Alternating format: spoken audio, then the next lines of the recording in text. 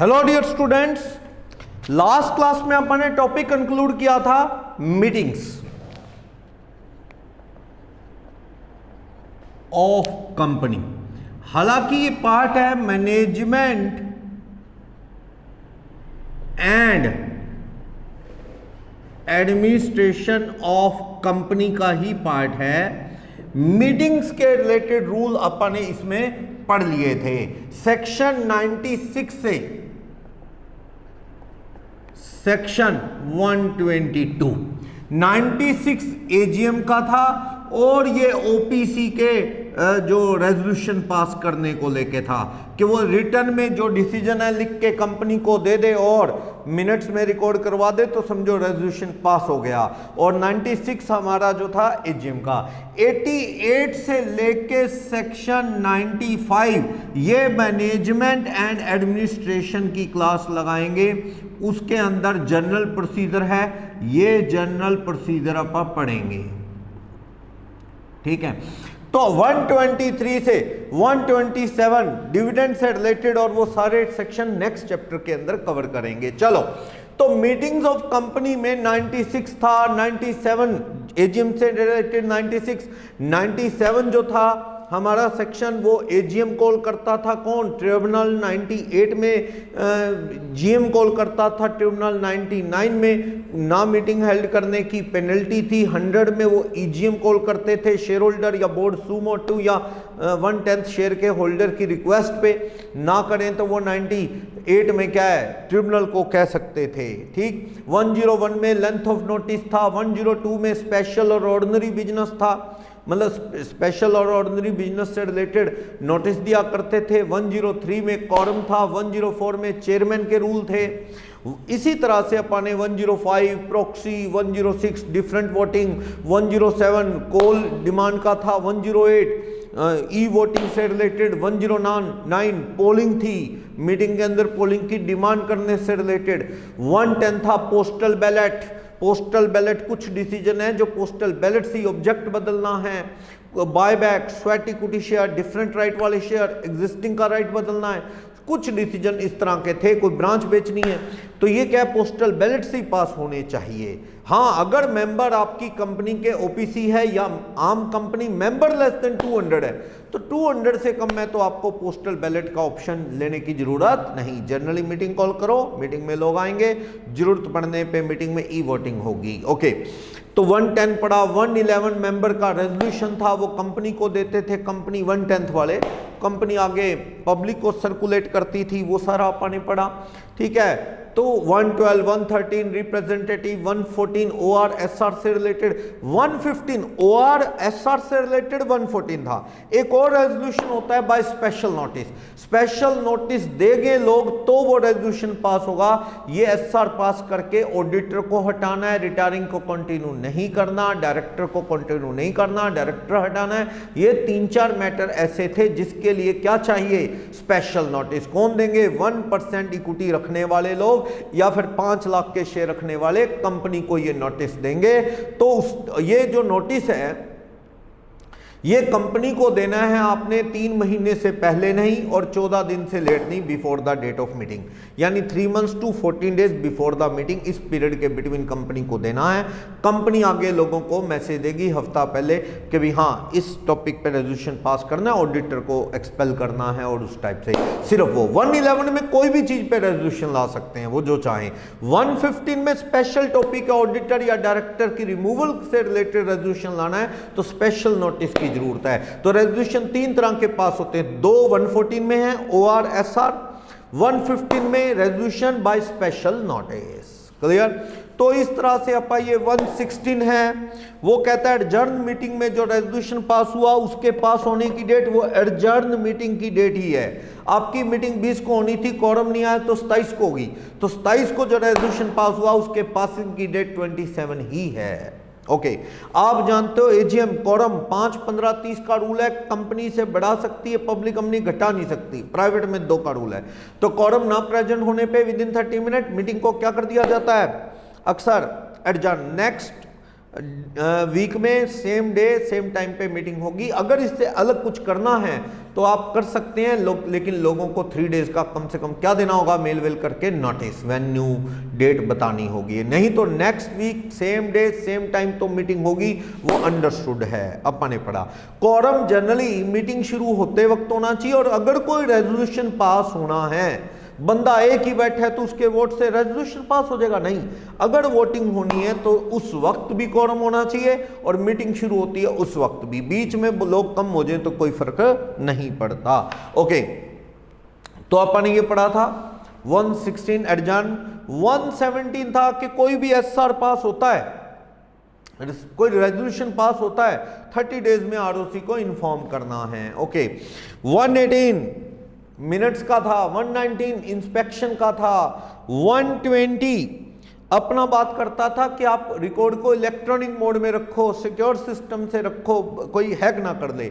121 था कि 30 मतलब एजीएम की समरी बना के आपको सबमिट करनी है रजिस्ट्रार को, ये अदरवाइज देन क्या है, मिनट बुक होगी, एडिशनल तैयार होती है। ओके, और मिनट बुक को कब तक संभालना है ऐसा कोई रूल नहीं है, जनरली एमसीए कहता है 6 महीने संभालो, वैसे कोई रूल नहीं है, परमानेंटली मिनट बुक्स पड़ी रहती हैं। 122 ओपीसी में रेजोल्यूशन कैसे पास होता है, वो लिख के दे देता है और रेजोल्यूशन पास हो जाता है। ये सारे सेक्शन पढ़े थे, इससे रिलेटेड ही हम कुछ और क्वेश्चंस करने जा रहे हैं। कौन से क्वेश्चन है इसमें देखते हैं, कुछ ऑब्जेक्टिव कुछ सब्जेक्टिव, वो क्वेश्चन डिस्कस करेंगे तो और भी आपकी ये थ्योरी अच्छे से क्लियर होगी। तो देखते हैं पेज नंबर 56, डिस्क्रिप्शन में नोट्स अटैच्ड हैं, मैंने आपको फॉरवर्ड कर दिए थे वो, तो आप देख सकते हैं। यहाँ पे देखते हैं क्वेश्चन नंबर 1 क्या कह रहा है इसके रिगार्डिंग।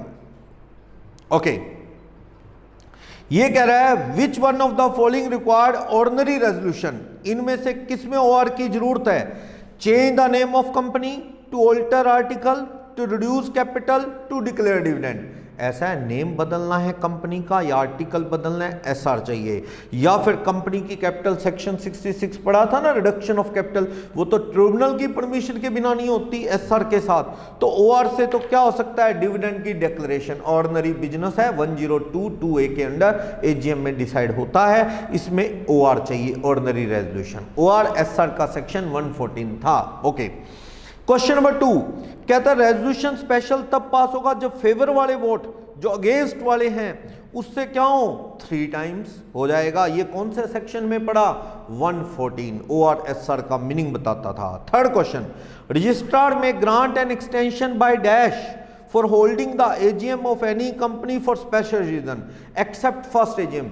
आपको सेक्शन 96 ध्यान होगा, फर्स्ट एजीएम कब होनी चाहिए, कंपनी का फर्स्ट फाइनेंशियल ईयर खत्म होने के 9 मंथ, फर्स्ट फाइनेंशियल ईयर खत्म होने के 9 मंथ। अगर फर्स्ट फाइनेंशियल ईयर कंपनी का 31 मार्च 19 को खत्म होता है तो दिसंबर 19 तक आप फर्स्ट एजीएम कर लो, इसमें कोई एक्सटेंशन नहीं। जो सब्सिक्वेंट एजीएम है उसकी 3 कंडीशन है, क्या, 6 months from the end of financial year, next year जो कमेंस होना है, वो जो लास्ट ईयर मीटिंग थी उससे 15 मंथ्स का गैप, और कैलेंडर ईयर में 1 meeting, which ever is earlier, जो डेट पहले हो उस तक एजीएम हो जानी चाहिए। इसमें ज्यादा काम का है 6 months from the end of financial year का रूल, एजीएम आपको कंडक्ट वैलिडली कर लेनी है।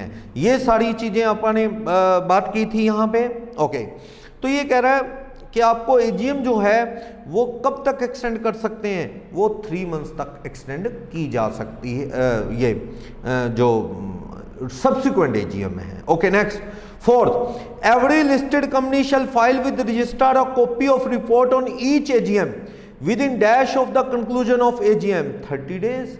कौन सी एजीएम की रिपोर्ट समरी, सेक्शन 121 वाली समरी 30 दिन में आपको रजिस्ट्रार साहब के पास सबमिट करनी है, section 121। Okay, next, fifth, company कब इनकॉर्पोरेट हुई, फिफ्थ में कह रहा है, फिफ्थ एमसीक्यू में कह रहा है कंपनी इनकॉर्पोरेटेड हुई है कब, कंपनी इनकॉर्पोरेटेड ऑन 13 जनवरी 2019 को कंपनी बनी है। Okay, first financial year and second financial year of company shall B and on. देखो ऐसा है, एक रूल था सेक्शन 2 क्लॉज 41 में, इफ कंपनी इनकॉर्पोरेटेड ऑन और after 1 January of the year, तो उसका अकाउंटिंग ईयर जो है फर्स्ट फाइनेंशियल ईयर कब कंप्लीट होगा? Completed on 31 March of next year. आपको याद है ऐसा रूल था, 1 जनवरी के बाद कंपनी इनकॉर्पोरेट हो तो आपको ये 31 मार्च को साल नहीं खत्म करना, 31 मार्च 2020 को खत्म करना है। फर्स्ट फाइनेंशियल ईयर मार्च 1920, ये फर्स्ट फाइनेंशियल ईयर कंप्लीट हुआ है। सेकेंड फाइनेंशियल ईयर जो है वो 31 मार्च 2021 में कंप्लीट होगा। ओके, पूछ रहा था फर्स्ट फाइनेंशियल ईयर और सेकंड फाइनेंशियल ईयर बता दिया। सेक्शन याद रखें तो 2 क्लॉज 41 लिस्ट स्टार्टिंग में लगी है, एक बार क्विकली पढ़ लेंगे, सब ध्यान रहेगा। चलो आगे कहता है 6th AGM shall be called during the business hour. Yes, ये कौन सा सेक्शन कह रहा था एजीएम बिजनेस आवर में होनी चाहिए? 9 to 6 बिटवीन। ये सेक्शन 96 बताता था एजीएम रजिस्टर्ड ऑफिस में होगी, नेशनल हॉलिडे के दिन नहीं होगी, 9 to 6 बिजनेस आवर के बीच में होगी।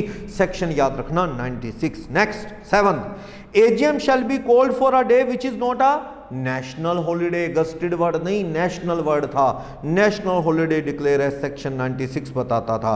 Next section 9, question number 9, if AGM is not held as per the provision of 96, AGM section 96 की जो डेट है उसके अंडर नहीं हुई, डैश में मेक एप्लीकेशन टू। कौन दे सकता है एप्लीकेशन? किसको? कोई भी मेंबर एप्लीकेशन दे सकता है ट्रिब्यूनल को कि सर हमारी कंपनी की तो within statutory period meeting ही नहीं हुई, 6 months from the end of the year, और वो सारा नहीं हुई, तो मेंबर दे सकता है एप्लीकेशन। किसको? एप्लीकेशन दे सकता है ट्रिब्यूनल को, और ट्रिब्यूनल एजीएम कॉल कर सकता है। कौन सा सेक्शन था जो ट्रिब्यूनल कॉल करता है? 97 सेक्शन में, और उसमें कह सकता है प्रोक्सी आ गया वही क्वारम है, या एक मेंबर आ गया वही क्वारम है, ये कह सकता है ट्रिब्यूनल इसमें। Next 10 where the tribunal makes an order calling the AGM of company, it dash direct that one member dash shall be the quorum।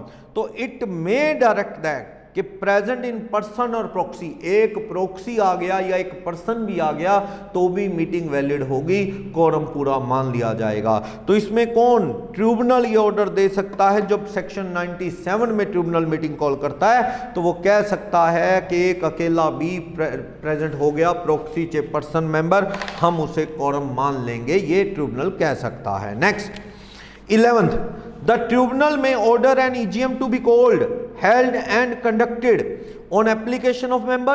EGM word है, AGM नहीं, EGM सेक्शन 98 की बात कर रहा है, क्योंकि 97 में AGM है। EGM तो कौन बुलाता है? बोर्ड अपनी मर्जी से, या जो शेयर होल्डर है 1/10 उनकी रिक्वेस्ट पे शेयर होल्डर खुद भी कॉल कर सकते हैं, पर एक तरीका है सेक्शन 98। शेयर होल्डर किसको अप्लाई करें? ट्रिब्यूनल को, ट्रिब्यूनल उनकी रिक्वेस्ट पे बुला सकता है। वैसे डायरेक्टर के कहने से भी और सुमोटो भी ट्रिब्यूनल ये मीटिंग बुला सकता है। तो ये ऑप्शन दे रखे हैं, सुमोटो डायरेक्टर के कहने से या एप्लीकेशन मेंबर दें। Yes, all of these, section 98 याद रखना। 12th where the board of director of company other than a company which is, board of director of the company other than a company which is dash of the company incorporated outside India calls an EGM, such AGM shall be held at a place within India। EGM जैसे AGM registered office में होती है, area में होती है, तो EGM में उतना स्ट्रिक्ट रूल तो नहीं है, आसपास के सिटी में कर लो कहीं कोई दिक्कत नहीं है, लेकिन होनी इंडिया में है। सिर्फ एक एक्सेप्शन, अगर आप सब्सिडरी हो किसी फॉरेन की कंपनी के, होली सब्सिडी 100% किसी फॉरेन की कंपनी के, तो ऐसे केस में आपको अलाउड है आपकी सब्सिडरी कंपनी को कि you can conduct EGM outside India. तो ये आप वहाँ पे कर सकते हो। आप ये सेक्शन 100 में अच्छे से लिखा देख सकते हैं। सेक्शन 100 में ये बात क्लियर है कि अगर जो आप सब्सिडरी हो फॉरेन कंपनी के, तो उस केस में आपको मीटिंग क्या है? फॉरेन में करना अलाउड है, अदरवाइज EGM इंडिया में होती है। सेक्शन 100 में पढ़ा था। 13 question, in case of company having share capital one or more member holding dash or more of the paid up share capital of company are eligible to call EGM। Section 100 में क्या लिखा है, और section 111 भी इसी का है।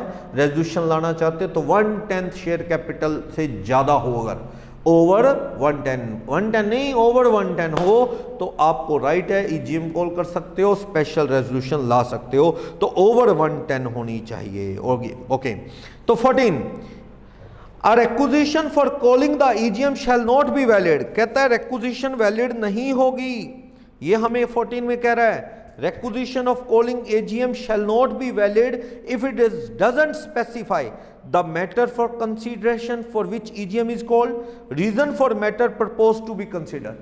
Reason देना जरूरी नहीं है, अब एक क्वेश्चन भी कर चुके हैं, reason is not required to be disclose before the board of director. लेकिन हाँ आप ये बता दो कि हाँ हमारा पर्पज ये है, हम डायरेक्टर को हटाना चाहते हैं, वो पूछते हैं क्यों का रिप्लाई देना जरूरी नहीं, पर आपको सब्जेक्ट तो बताना है ना कि ईजीएम क्यों बुलानी है, तो आपको क्या है ईजीएम में क्या डिस्कस करना है मैटर वो बताना है, रीजन बताना जरूरी नहीं है। तो ए या बी, ए ऑप्शन सही है कि मैटर कौन सा कंसीडर करना है वो बताना है, रीजन देना जरूरी नहीं है, 14 का A. 15 on receipt of valid requisition board shall within dash proceed to call the EGM to be held not later than, not later than है ये, not later than dash from the date of deposit of requisition. देखो 21 दिन का तो clear notice देना होता है meeting call करने के लिए, तो 21 दिन से पहले तो वो मीटिंग क्या बुलाएगा बोर्ड, 21 दिन के बाद और 45 दिन से लेट नहीं, नॉट अर्लियर देन 21 डेज, यानी 30 दिन में बुला लेगा मीटिंग, 25 दिन में बुला लेगा, 35 दिन में, 40 में, 45 डेज, ये नहीं कि 70 डेज के बाद बुलाएगा ना, मैक्सिमम विद इन 45 डेज और minimum earlier not earlier than 21 days, यानी 21 days to 45 days between board should call the meeting on the request of share holder, 1/10 की रिक्वेस्ट पे मीटिंग बुलानी चाहिए, तो 21 से 45 दिन। 16 all dash incurred by requisitionist by reason of failure of board to call EGM shall be repaid to the requisitionist by, reasonable खर्चे requisitionist ले सकते हैं, अगर ईजीएम बोर्ड ना बुलाए तो मीटिंग कौन बुला लेगा, खुद ये शेयर होल्डर बुला लेंगे, और इनका जो भी खर्चा हुआ बाय चांस रजिस्टर्ड ऑफिस में भी नहीं हो पाई, कहीं और करनी पड़ी, जो भी रीजनेबल एक्सपेंसेस है बोर्ड ये लोग जो शेयर होल्डर हैं कंपनी से मांगेंगे, कंपनी किन से कॉल कर सकती है, किस में से डिडक्ट कर लेगी, डायरेक्टर के रेम्यूनरेशन से। तो ये रिक्विजिशनिस्ट जो हैं इनको खुद मीटिंग कॉल करने की सारे खर्चे कंपनी से मांगेंगे, कंपनी डायरेक्टर से मांगेगी, तो वही कह रहा है कौन से खर्चे कॉल कर सकते हैं रीजनेबल, किससे, कंपनी से। नेक्स्ट 17 जनरल मीटिंग में नोटिस कितने क्लियर डेज का हो, 21, सेक्शन 101 लेंथ ऑफ नोटिस बताता था। 18 where a notice of general meeting is sent by post it shall be deemed to be served at the expiration of dash 48 hour, जब post से भेजते हो तो 48 आवर पोस्टल डिले के मान लिए जाते हैं। नेक्स्ट सेक्शन 101 कहता था an AGM may be called by giving shorter notice if consent in writing और by electronic mode is accorded thereon by not less than dash of the member entitled to vote thereat. कितने लोग अगर वो consent दे दें by post या by electronic mode, 95%। Section 101 कहता था अगर 21 क्लियर दिन का नोटिस नहीं दिया, कम का दिया, 95% शेयर होल्डर कह दे मीटिंग वैलिड है, मीटिंग से पहले, ड्यूरिंग मीटिंग, कभी कह दे मीटिंग के बाद, 95% अप्रूव कर दें तो शॉर्ट नोटिस की भी मीटिंग वैलिड होगी। नेक्स्ट सेक्शन 101 था। Next dash omission to give notice of general meeting shall not invalidate the proceeding of general meeting. कौन सा जनरल मीटिंग को इनवैलिडेट नहीं करेगा, कौन सा, तो वो पूछ रहा है कि कौन सा वैलिड नहीं करेगा, उसकी बात पूछ रहा है अपने को। तो ये कह रहा है एक्सीडेंटल ओमिशन। यस, अगर एक्सीडेंटली अगर आप ओमिट करते हैं, नहीं इन्फॉर्म कर पाए, तो वो मीटिंग क्या है, फिर भी वैलिड रहेगी, उसकी बात कर रहा है। ओके जस्ट अ मिनट,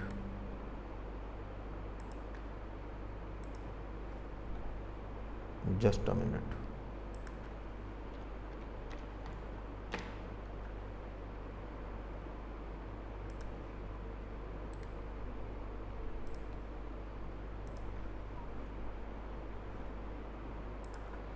चलो, तो बात कर रहा है क्वेश्चन नंबर 18 हो गया, 19, 20, 21st क्वेश्चन की बात करते हैं। क्या company shall provide an advance opportunity at least dash, company को अपॉर्चुनिटी देनी चाहिए एडवांस में at least dash to the member to register their email addresses and to update the email addresses.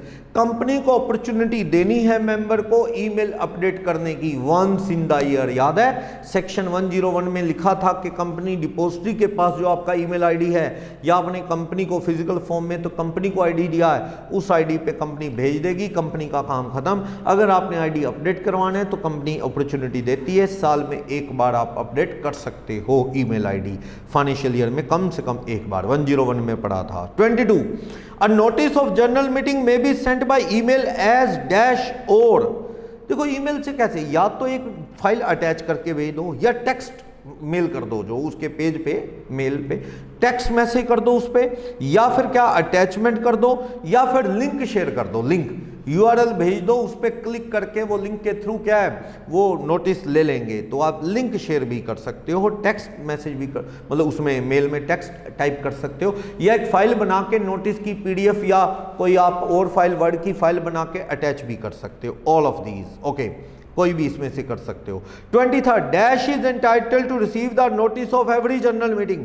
कौन हर जनरल मीटिंग का नोटिस ले सकता है? Normally shareholder. वैसे as a routine company auditor को भी देती है, डायरेक्टर भी आते हैं उसमें, लेकिन मेन राइट किसका है? ये शेयर होल्डर का। ऑडिटर ऑप्शन में भी नहीं है, तो एवरी मेंबर।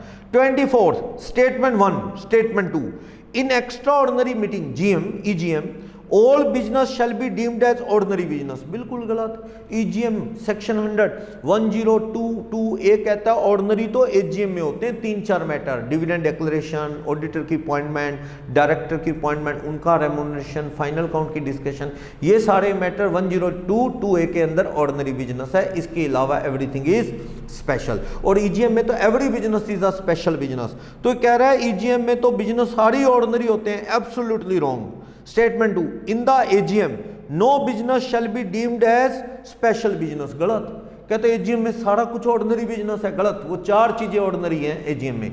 AGM में अब अगर आप स्वेट इक्विटी शेयर फाइनल करना चाहते हैं या बायबैक करना चाहते हैं या फिर कोई राइट का ऑफर लाना चाहते हैं तो वो स्पेशल बिजनेस होगा। तो यानी कहने कोई कैपिटल रिडक्शन करना का डिसीजन है, कैपिटल चेंज करने का है, नेम चेंज करने का, ऑब्जेक्ट चेंज करने का, everything is special business. AGM में वो 3-4 मैटर ऑर्डिनरी है। तो दोनों स्टेटमेंट बिल्कुल गलत है। Next 25 explanatory statement shall be annexed to the notice of transacting every item of special business. 102 कह रहा था कि भैया ऑर्डिनरी बिजनेस को छोड़ के AGM में एवरीथिंग इज स्पेशल बिजनेस, और EGM में तो सारा बिजनेस ही इमरजेंसी बुलाई जाती है, स्पेशल बिजनेस है। स्पेशल बिजनेस में फुल डिस्क्लोज करना है, डिटेल सिलेक्टेड नहीं, फुल डिस्क्लोजर चाहिए। स्पेशल बिजनेस तो अपने पढ़ा था कि भाई शेयर बायबैक करने हैं तो कितने करने हैं, किस रेट में करने हैं, क्यों करने हैं, स्वेट इक्विटी देने हैं तो किस कैटेगरी के एम्प्लॉय को देने हैं, किस रेट में देने हैं, इस तरह वो सारी डिटेल कंप्लीट नहीं कि बस हाँ ESOP देने ना, फिर वो कंप्लीट नोटिस नहीं है, तो फुल डिटेल अनेक्सर। और अगर डायरेक्टर किसी और कंपनी में हमारी कंपनी डील करने जा रही है और उस कंपनी में हमारे डायरेक्टर का 2% से ज़्यादा शेयर है तो that interest must also be disclose in the notice, देना चाहिए। तो ये अपन ने 102 सेक्शन में पढ़ा था। Okay 26 if special business led to affect any other company the extent of shareholding in that other company of every promoter, director or KMP shall be disclosed if the extent of such shareholding is dash or more of the paid up capital of that other company। अभी बता रहा था 2%। अगर हमारी company एक ऐसी company से deal करने जा रही है जिसमें हमारे डायरेक्टर या KMP कह लो या प्रमोटर का 2% से ज़्यादा शेयर होल्डिंग है तो उस कंपनी से कोई भी डीलिंग है उसे डिस्क्लोज करो स्पेशल नोटिस के अंदर कि इस कंपनी से डील करने जा रहे हैं, तो 2% देखा जाता है। Next 27 in case of number of member as on the date of meeting is dash the quorum shall be dash member personally present. क्या कहता, अगर आपके मेंबर 1000 से 5000 के बीच में है तो 15 होना चाहिए, 30 लिखा है। अगर मोर देन 5000 है तो कितना होना चाहिए, 30, तो ये 50 लिखा है। अगर 1000 से कम है तो कितने होने चाहिए, 5, ये 7 लिखा है। नन ऑफ दीज, क्योंकि कोई भी कम्बिनेशन सही नहीं। लेस देन 1000 या अप टू 1000 5 का कॉलम होता है, आमतौर पर बढ़ा सकती है आर्टिकल में, वरना नॉर्मल ही है। 1 से 5000 है तो कितना होता है कॉलम, कितने लोगों प्रेजेंट होने चाहिए कॉलम, 15। 5000 से ज़्यादा है तो 30, वो चीज कह रहा है, यहां कोई भी कॉम्बिनेशन सही नहीं। ये कहां पढ़ा आपने कोरम का रूल?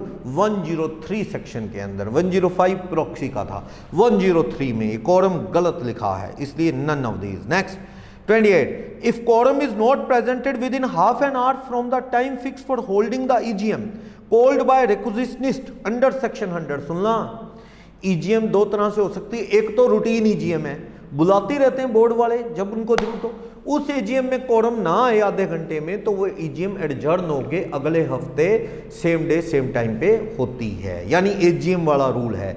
EGM में कोरम ना आए हाफ एन आवर में तो EGM next week same day same time adjourn हो जाती है। वैसे ही जो बोर्ड EGM बुलाता है उसका सेम रूल है, नेक्स्ट वीक होगी सेम डे सेम टाइम।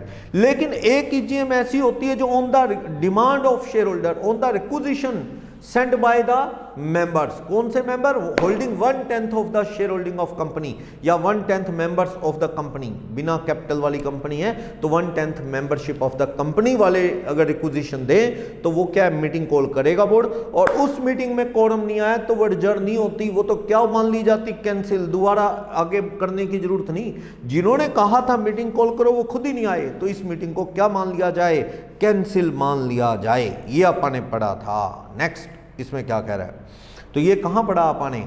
ये सेक्शन 100 में भी पढ़ा था और कोरम का रूल 103 में भी ये कवर होता है। चलो 29, if quorum is not presented within half an hour from the time fix for holding a general meeting, ये वो मीटिंग नहीं है सेक्शन 100 की ऑन रिक्विजिशन, ये तो एडजर्न होती है same day same time next week के, वो एडजर्न होती है, इसमें कोई दिक्कत नहीं। Same day same time next week adjourn हो जाएगी, लेकिन उनकी रिक्विजिशन पे जो हुई वो कैंसिल ही होती है अगर कोरम ना आए। 30th क्वेश्चन, दो स्टेटमेंट है। If poll is demanded on the election of chairman it shall be taken within 48 hour of the demand of poll. गलत कह रहा है। आपको याद होगा सेक्शन 109 भी डिमांड की बात करता है, पोलिंग की डिमांड लोग कर सकते हैं, शेयर होल्डर पोलिंग की डिमांड कर सकते हैं, 10% शेयर रखने वाले लोग कि पोल करवाओ, और पोल दो मैटर पे इमीडिएटली करवाना होता है। एक तो चेयरमैन की सिलेक्शन वाला, चेयरमैन की अपॉइंटमेंट वाला कि हमें मंजूर नहीं है शो ऑफ हैंड वाला, या मीटिंग को एडजर्न करने वाला। बस दो मैटर ऐसे हैं जिसपे इमीडिएटली उसे क्या करवाना पड़ता है? पोल। किसको? चेयरमैन को। लेकिन इसके अलावा कोई और मैटर हो तो चेयरमैन 48 आवर में पोल करवा सकता है, इमीडिएटली करवाना नहीं। तो ये कह रहा है चेयरमैन की इलेक्शन वाले में भी 48 आवर में पोल करवा लेगा? ना ना, इमीडिएटली करवाना होता है। गलत कह रहा है। Second, on poll being taken the chairman elected on show of hand shall continue to be the chairman of the meeting. भी पोलिंग हो रही है चेयरमैन की सिलेक्शन को लेके, तो ऑलरेडी जो चेयरमैन शो ऑफ हैंड से सिलेक्ट हो गया वही चेयरमैन चलेगा जब तक कि नए चेयरमैन की सिलेक्शन ना हो जाए। तो जो शो ऑफ हैंड से है टिल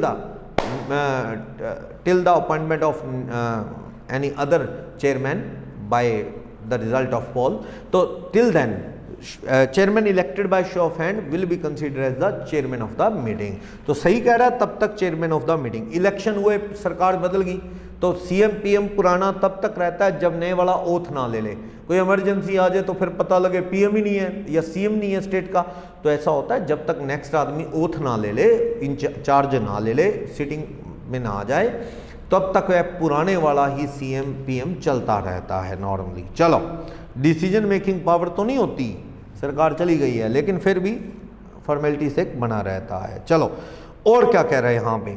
तो ये कह रहा है सेकंड स्टेटमेंट बिल्कुल सही है, फर्स्ट गलती के 48 आवर वाली। सेक्शन 104 में चेयरमैन का रूल भी पढ़ा था आपने। नेक्स्ट 104 109 दोनों को पढ़ लेना, समझ आ जाएगा। 30th question. 31 में दो स्टेटमेंट है। आर्टिकल ऑफ कंपनी में provide that member of company having no share capital shall be entitled to appoint proxy. आप ध्यान से, प्रॉक्सी का सेक्शन कौन सा था? सेक्शन के साथ याद करो। प्रॉक्सी का सेक्शन था 105, उसमें क्लियर लिखा है कि जनरली जिस कंपनी में शेयर कैपिटल है वहां पे वोट डालने के लिए against the number of share क्या है? प्रॉक्सी अपॉइंट करने की पावर है। विदाउट शेयर कैपिटल वाली कंपनी में अक्सर वो प्रॉक्सी अलाउड नहीं, क्योंकि वोट तो वो प्रॉक्सी तभी डालता है ना नंबर ऑफ शेयर्स के अकॉर्डिंग जो पोल होता है। लेकिन अगर article of the company allow करें, आर्टिकल कहें कि मेंबर वाली कंपनी है विदाउट शेयर कैपिटल, उसमें भी क्या है? प्रॉक्सी पॉइंट हो सकता है, तो पॉइंट हो सकता है। पढ़ो 105 में क्लियर है।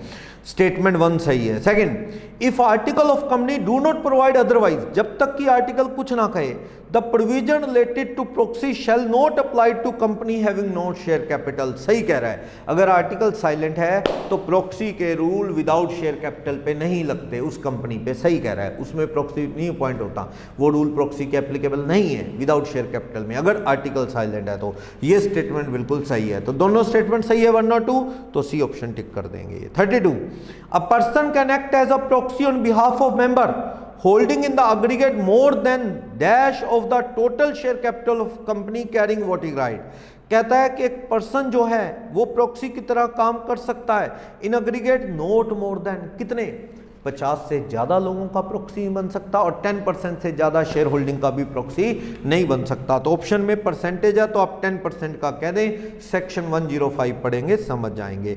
33 कहता है any provision contain in article which specify और require dash period then 48 hour before a meeting of company for depositing with company any instrument appointing proxy shall have effect as if a period of 48 hour has been specified in or required by such provision for such deposit। आप मुझे याद बताओ, proxy में वो proxy form MGT 11 में जमा होता था, MGT 11 में, जिसमें लिखा था कि भैया वो फॉर्म कंपनी नोटिस के साथ भेजती है जिसे वो मेंबर भर के जमा करवाता है। कब तक, at least 48 hour before the commencement of meeting जमा हुआ। और उसमें क्या रूल था कि कंपनी अपने आर्टिकल में इस 48 को कम तो कर सकती है, बढ़ा नहीं सकती। तो ये कह रहा है अगर आर्टिकल में आपने रूल डाल दिया ना, कहता है डैश पीरियड देन 48, तो क्या मतलब वही कह रहा है कि भाई लॉन्गर ज़्यादा रख लिया ना तो वो बेकार रूल है, ये माना जाएगा कि 48 आवर के अंदर ही जमा करवाना ठीक है। अगर आपने आर्टिकल में डाल दिया कि 60 hour before the commencement of meeting you have to deposit proxy form, तो वो रूल बेकार है, लॉ के अगेंस्ट है, तो माना जाएगा 48 आवर में ही जमा करवा दिया तो सही है, क्योंकि ये रूल गलत है। आप आर्टिकल में कम कर सकते हो 48 से कि भाई चलो एक दिन पहले ही जमा करा दो, ऐसे बढ़ा नहीं सकते 48 से। वैसे 48 सही है क्योंकि लोगों को जो प्रॉक्सी की डिटेल देखनी है वो within 24 hour before the date of commencement, before the time of commencement of meeting देख सकते हैं। 3 दिन पहले उनको बताना पड़ता है कि मैं प्रॉक्सी की डिटेल देखना चाहता हूं, तो 24 hour within 24 hour before the time of meeting देख सकते हैं। तो वो देखेंगे 24 आवर पहले तब ना जब जमा हो गए प्रॉक्सी फॉर्म 48 आवर पहले, ये चीज़ है, तो उससे ज़्यादा नहीं रख सकते, 105 कहता था। नेक्स्ट 34 कहता है जो प्रॉक्सी का फॉर्म है वो कौन सा है जो जमा करवाते हैं, तो वो पढ़ा था MGT 11 था, वो किसका सेक्शन था 105, MGT 11 जमा होता था बाय द आर्टिकल, वही था। चलो नेक्स्ट 35 दो स्टेटमेंट है। First, proxy has no right to speak at meeting, सही कह रहा है, बोलने का राइट नहीं है, स्टेटमेंट सही है।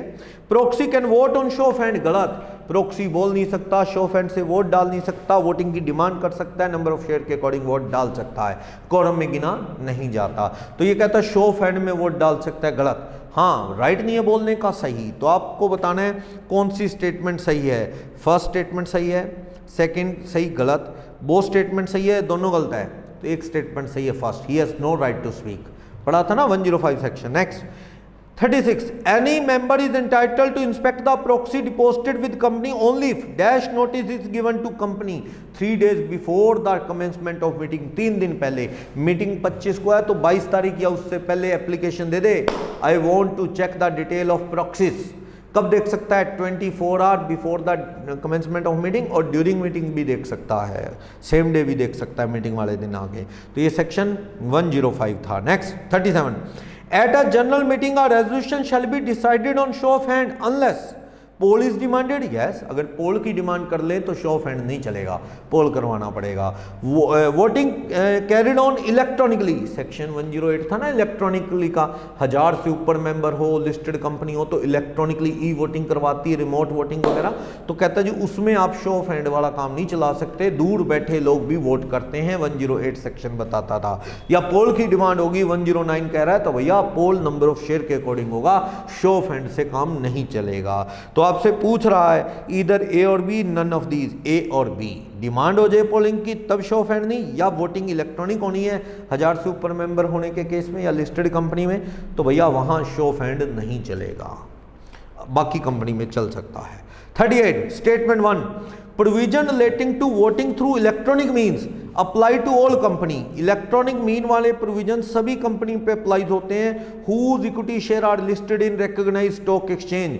कह रहा है वोटिंग इलेक्ट्रॉनिक, अभी बता रहा था लिस्टेड कंपनी में ई वोटिंग होती है। दूसरी कंडीशन अगर 1000 से ज्यादा मेंबर है तब भी ई वोटिंग का ऑप्शन देना ही पड़ेगा, ये सेक्शन 108 कहता है। तो इसमें लिखा है कि लिस्टेड कंपनी में ई वोटिंग होती है। Second provision relating to voting through electronic mode means apply to all company having 5000 or more member. गलत कह रहा है, 1000 मेंबर है, 5000 गलत लिख रहा है, तो statement 1 is correct. 39 statement 1 remote e voting include voting bye electronic mean. ना रिमोट वोटिंग तो वहां बैठे हुए कर रहे हैं, घर पे बैठे। ई वोटिंग का मतलब तो ये होता है कि मीटिंग बुलाई गई, मीटिंग में जो लोग ने वोट मतलब डालना है तो वहां ई वोटिंग का अरेंजमेंट किया जा सकता है कि वहां आए हुए लोगों से इलेक्ट्रॉनिक मोड से वोटिंग करवा लें, वो होती ई वोटिंग। जबकि कहीं बैठे दूर लोग वोट कर रहे हैं तो दैट इज रिमोट वोटिंग। तो दो अलग बातें हैं। 39 की स्टेटमेंट नंबर 1 गलत है, कहता है ई वोटिंग ही रिमोट वोटिंग है। रिमोट वोटिंग ई वोटिंग लगभग बात तो वही है, लेकिन क्या है वोटिंग मीटिंग में आके करेंगे, ई वोटिंग घर बैठे दूर से करेंगे, दैट इज रिमोट वोटिंग। तो दो अलग बातें हैं वो, ठीक है ना। और जो रिमोट वोटिंग कर चुके हैं मीटिंग में आ सकते हैं, लेकिन वहां आके ई वोटिंग में पार्टिसिपेट नहीं कर सकते क्योंकि वो ऑलरेडी वोट कास्ट कर चुके हैं। तो चलो second statement remote e voting means voting at general meeting through electronic system. गलत। रिमोट वोटिंग का ये मतलब थोड़ी है मीटिंग के आके अंदर आके ई वोटिंग करना। ई वोटिंग है वो तो, रिमोट तो घर बैठे होती है। तो ये गलत कह रहा है, दोनों स्टेटमेंट गलत दे रहा है। चलो 40 कहता है facility for remote e voting shall remain open for not less than 3 days. E voting 3 दिन खुली रहे और मीटिंग वाले दिन से पहले के दिन 5 बजे तक हर हाल में खत्म हो जाए। लोगों को ऑप्शन दे दो, रिमोट वोटिंग से वोट कर सकते हो, 3 दिन वोटिंग खुली रहे। बैलेट पेपर से नहीं, बैलेट पेपर में तो 30 दिन का टाइम होता है। बैलेट पेपर का सेक्शन क्या था 110, 200 से ज्यादा मेंबर है तो बैलेट पेपर है। और कुछ रेजोल्यूशन है स्वेट इक्विटी शेयर, बायबैक के, ऑब्जेक्ट बदलने को लेके, आर्टिकल बदलने को लेके, तो वो ब्रांच बेचने को लेके कुछ रेजोल्यूशन ऐसे हैं। तो उसमें क्या है बैलेट पेपर से वोटिंग कंपलसरी है। बैलेट के साथ मीटिंग बुला के भी आप वोटिंग करवाना चाहो आपकी चॉइस, बैलेट का ऑप्शन देना होगा। और 30 डेज का टाइम होता है लोगों के पास रिप्लाई भेजने का। 30 रिसीट ऑफ बैलेट पेपर से 30 दिन में रिप्लाई ना भेजा तो मान लेंगे कि वो वोट नहीं डालना चाहते। चलो, और 7 दिन में स्क्रूटनाइजर अपनी रिपोर्ट बना के दे देता है सारी। लास्ट डेट खत्म होगी बैलेट पेपर जमा करवाने की 30 डेज, उसके विद इन नेक्स्ट 7 डेज में स्क्रूटनाइजर तो अपनी रिपोर्ट भी दे देता है सेक्शन 110 में।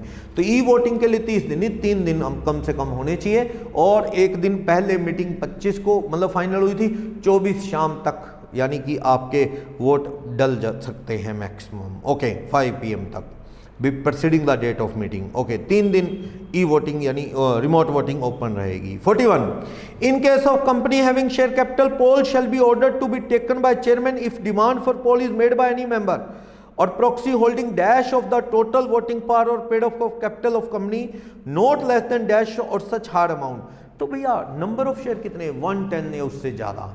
और रुपये में बात करूं 5 लाख से ज्यादा वाले कहते हैं 110 नहीं। कंपनी की कैपिटल 8 करोड़ है तो 110 तो 80 लाख बनता है, नहीं 5 लाख वाले भी कह देंगे तो फिर क्या हो सकता है वो जो वोटिंग की डिमांड एक्सेप्ट कर ली जाएगी और पोल करवाया जाएगा। 109 में पड़ा था। ओके 42 स्टेटमेंट 1 कहता poll can't be taken before the declaration of result of voting on show of hand. गलत कह रहा है, poll can't be taken show of hand के रिजल्ट से पहले, can't be taken before the declaration क्यों नहीं हो सकती? शुरू में आवाज उठा दो भी पोलिंग वोट से करवाओ तो पोल से होगी, ऐसा कोई रूल नहीं है कि शो ऑफ हैंड का रिजल्ट आने के बाद पोल की डिमांड करनी है, नहीं। Statement 2 poll may be taken on declaration of result of voting on show of hand. Poll लिया जा सकता है रिजल्ट डिक्लेयर होने के बाद। हाँ, कौन सा रिजल्ट? शो ऑफ हैंड का रिजल्ट डिक्लेयर हो गया, कुछ लोगों ने चेयरमैन को अपोज कर दिया कि साहब आपकी अपॉइंटमेंट भी पोल से होनी चाहिए, तो वो चेयरमैन को पोल से करवानी पड़ेगी, नंबर ऑफ शेयर्स के अकॉर्डिंग वोटिंग करवानी पड़ेगी शो ऑफ हैंड का रिजल्ट आने के बाद भी। क्लियर? हाँ, जो वोटिंग पोल से हुई तो जिन्होंने डिमांड की थी पोल की 1/10 वालों ने, वो अपनी डिमांड जो है टेक बैक मतलब वो कैंसिल कर सकते हैं before the declaration of the result by poll. Result by poll का डिक्लेरेशन हो गया तो उसके बाद वो अपनी कोई डिमांड कैंसिल नहीं कर सकते, फिर तो जो रिजल्ट आ गया वो फाइनल है। चलो, तो स्टेटमेंट 2 सही है कि भाई पोल लिया जा सकता है रेशो ऑफ हैंड के रिजल्ट के बाद। ऊपर कह रहा था हो ही नहीं सकता, गलत कह रहा था, सेकंड सही है। 43 poll shall be taken forthwith if question on which poll is demand is, दो ही मैटर ना, मीटिंग का एडजर्नमेंट था या फिर क्या चेयरमैन की अपॉइंटमेंट, इस पे क्या है वोटिंग चेयरमैन इमीडिएटली करवाता है, ए और B. 44 company can't use postal ballot for transacting ordinary business, yes ordinary में नहीं, स्पेशल जरूरत है तभी पोलिंग बैलेट पेपर से होती है स्पेशल बिजनेस में। Any business in respect of which director auditor have right to be heard, जब डायरेक्टर और उनकी सुनवाई की जरूरत है, उनको अपनी बात कहनी है, तो भैया घर बैठे बैलेट पेपर से वोटिंग से वो शेयर कैसे करेंगे अपनी बात। ऐसा मैटर जिसमें क्या है ऑडिटर अपनी बात कहना चाहे, डायरेक्टर कोई बात कहना चाहे तो वो मीटिंग में प्रेजेंट होंगे, उन्हीं को कह पाएंगे, वहां पे पोस्टल बैलेट का ऑप्शन नहीं चलेगा। क्लियर? ऑर्डिनरी बिजनेस में भी नहीं चलता, स्पेशल बिजनेस में चलता है। तो both and be any special business, तो वो आ तो गया, और मतलब एनी नहीं, सिलेक्टेड, एनी स्पेशल बिजनेस नहीं, स्पेशल बिजनेस तो सारी हैं ईजीएम में और एजीएम में 3-4 छोड़ के, किसी भी स्पेशल में बैलेट पेपर नहीं, जो सेक्शन 110 में स्पेसिफाई है उन्हीं मैटर, बायबैक का, इक्विटी का, डिफरेंट राइट वाले शेयर इश्यू करना सेक्शन 43 और उसके अकॉर्डिंग, या 48 में एग्जिस्टिंग के राइट बदलना या ब्रांच बेचना, कुछ एक मैटर हैं ऑब्जेक्ट चेंज करना, उसके अंदर बैलेट पेपर जरूरी है, हर स्पेशल बिजनेस में नहीं, इसलिए डी ऑप्शन गलत है। तो ए और बी सही है, सी टिक कर देना। 45 dash are not required to transact, और बैलेट पेपर वाला सेक्शन 110 था, याद रखना 110। Dash are not required to transact any business through postal ballot, कौन किनको जरूरी नहीं पोस्टल बैलेट, ओपीसी को, या company having member less than 200 और लेस देन 200, जिनके मेंबर 200 या उससे कम है, वो कंपनी को पोस्टल बैलेट का ऑप्शन देने की जरूरत नहीं है, पर्सनल प्रेजेंस वाली मीटिंग करके ही वोट करवा सकती है, देना चाहे ऑप्शन है दे सकती है, पर कंपलसरी नहीं।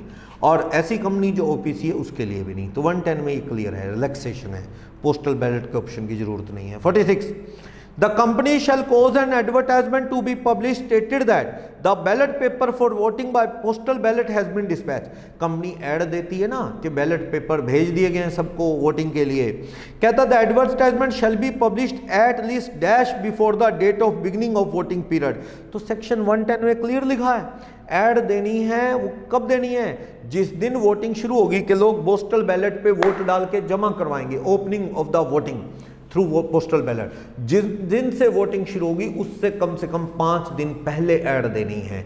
वर्नाकुलर न्यूज़पेपर में दे दो और एक इंग्लिश न्यूज़पेपर में 5 दिन पहले, क्या वोटिंग बिगिनिंग के से पहले, वोटिंग बिगिन होने से पहले पोस्टल बैलेट वाली 5 दिन पहले न्यूज़पेपर में देनी है। तो 46 सेक्शन 110 का टॉपिक है 5 दिन। 47 The scrutinizer shall submit his report as soon as possible after the last date of receipt of postal ballots, but not later than 7 days thereof. ये सेक्शन 110 के रूल्स में ही है कि भैया वो जब लास्ट डेट 30 दिन पूरे हो गए पोस्टल बैलेट से वोटिंग, 30 दिन के बाद कोई पोस्टल बैलेट से वोट डाल के भेजेगा तो स्क्रूटनाइजर उसे कंसीडर नहीं करेगा। स्क्रूटनाइजर ये भी देखता है कि कोई जो बैलेट पेपर है डिफेस ना हो, म्यूटिलेटेड ना हो, साइन ना हो। कंपनी के रिकॉर्ड में शेयर होल्डर के साइन होते हैं, उस बैलेट पेपर में भी शेयर होल्डर के साइन हो, उससे मैच करता है कौन, स्क्रूटनाइजर। साइन ना मैच करने पे वोट रिजेक्ट कर सकता है। तो वो सारी डिटेल बनाता है, कितने फेवर कितने अगेंस्ट, पब्लिक में नहीं दी जाती, कॉन्फिडेंशियल होती है, पर उनके रिकॉर्ड में तो बनती है सारी डिटेल।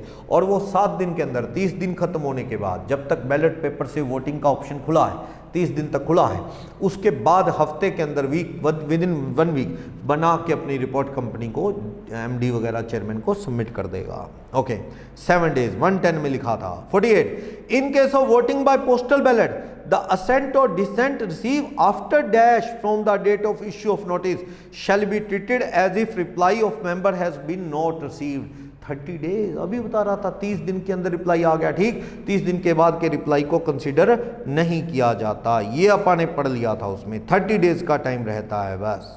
क्लियर? ये अपन ने पढ़ा था, ठीक है। फिर क्या है, ये भी 110 का टॉपिक था। नेक्स्ट 49 कह रहा है in case of company having share capital one or more member holding dash or more of the paid up capital of company are eligible to propose any resolution to company and require company to move such resolution. क्या at 1/10 वालों को right था, section 111 में पढ़ा ना, 111 में कोई भी रेजोल्यूशन ला सकते हो एनशुइंग एजीएम में, कोई मीटिंग होने वाली है उसके अंदर आप ला सकते हो अगर आपके पास 1/10 वोटिंग राइट है तो कंपनी को दे दो। कब देना होता है वो पढ़ा था अपने, एजीएम है तो 6 week before the date of AGM, और अदर मीटिंग है तो 2 weeks before the date of meeting, तो वो रूल था 1/10 को देना होता है ये, ठीक है ना, ये चीज है।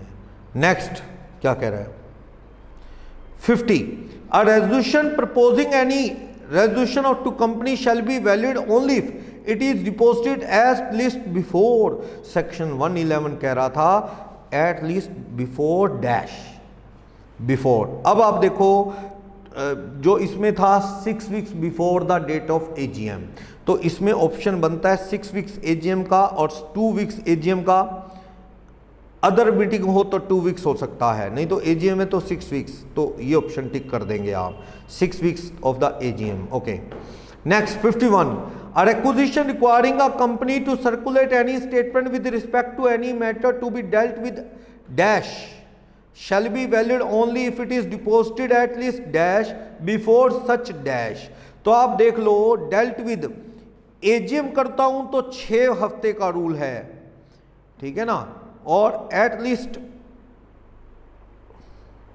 इसमें ऑप्शन हो सकता है ए या डी।